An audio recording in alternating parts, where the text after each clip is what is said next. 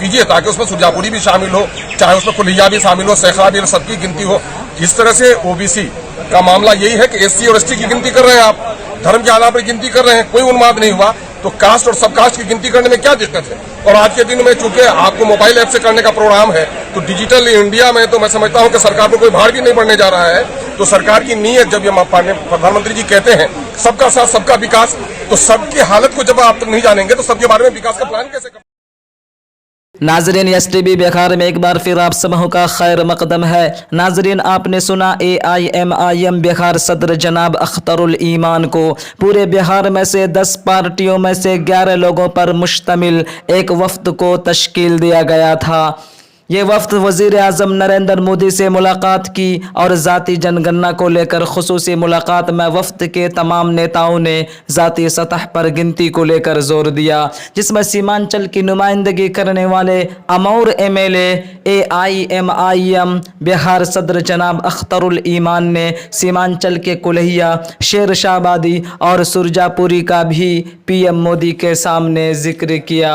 शायद मजलिस सीमांचल से अगर कामयाब नहीं होते तो आज इस वफ्द में सीमांचल के कुल्हिया, शेरशाहबादी और सुरजापुरी का जिक्र भी नहीं होता। मजलिस पर तंज करने वालों, यही मजलिस की ताकत है और तंज करने वालों के मुंह पर जोरदार तमाचा भी है। अमौर MLA जनाब अख्तरुल ईमान ने पूरी मजबूती के साथ अपनी बात रखी। नाजरीन, जो लोग हमारे चैनल पर नए हैं, चैनल को सब्सक्राइब करना न भूलें और बेल के बटन को दबाकर ऑल पर प्रेस कर दें ताकि हर अपडेट सबसे पहले आपको मिले।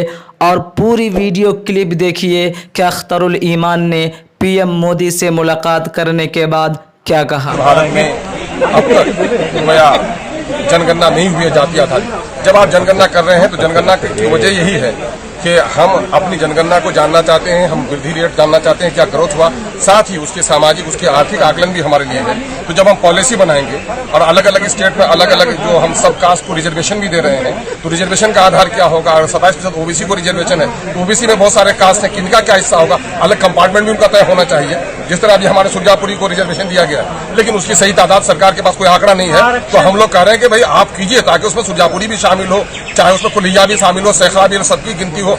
जिस तरह से OBC का मामला यही है कि SC और ST की गिनती कर रहे हैं आप, धर्म के आधार पर गिनती कर रहे हैं, कोई उन्माद नहीं हुआ, तो कास्ट और सब कास्ट की गिनती करने में क्या दिक्कत है। और आज के दिन में चूंकि आपको मोबाइल ऐप से करने का प्रोग्राम है, तो डिजिटल इंडिया में तो मैं समझता हूं कि सरकार को कोई भार भी नहीं पड़ने जा रहा है।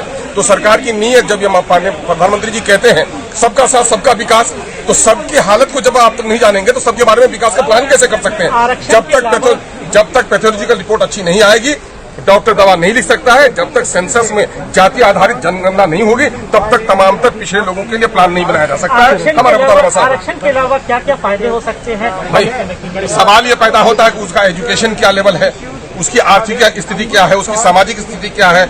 रिजर्वेशन के मामले में नौकरियों में और दूसरी चीजों में हो सकता है, लेकिन समाज के अंतिम पंक्ति के लोगों का, खास करके अगर OBC से आप कहते हैं, जाति और सब जातियां हैं, क्योंकि जाति का पेशे से ताल्लुक रहा है और बहुत सारे पेशा ऐसा है, लोहार है, जूता सीने वाले हैं, ये लोग तो बेचारे गरीब लोग हैं, कपड़ा सीने वाले लोग हैं, तो उनकी एक जाति बनी हुई है। तो उनकी जाति का सही गिनती हो जाए ताकि रिजर्वेशन में भी उनका कोटा तय किया जाए। मैं समझता हूं कि इंसाफ को कायम करने के लिए, न्याय पर आधारित लोगों की हिस्सेदारी तय करने के लिए जाति आधारित जनगणना जरूरी है। आप नौकरी लेते हैं तो जाति पूछते हैं, टिकट भी देने में जाति पूछते हैं, लेकिन जनगणना में जाति आधारित जनगणना करने में क्या दिक्कत है। क्या आश्वासन नहीं, प्रधानमंत्री ने बड़ी गंभीरता से बातें सुनी है और मैं समझता हूं ये तारीखी मौका है कि बिहार में पक्ष और विपक्ष सारे लोग मिलकर के आए हैं और उन्होंने सिर्फ बिहार के 13 करोड़ जनता की नुमाइंदगी नहीं की है, बल्कि देश के जो सैकड़ों करोड़ लोग हैं जो चाहते हैं कि जाति आधारित जनगणना हो, उसकी नुमाइंदगी की है। और मैं समझता हूं कि माननीय प्रधानमंत्री जी पॉजिटिव फैसला लेंगे।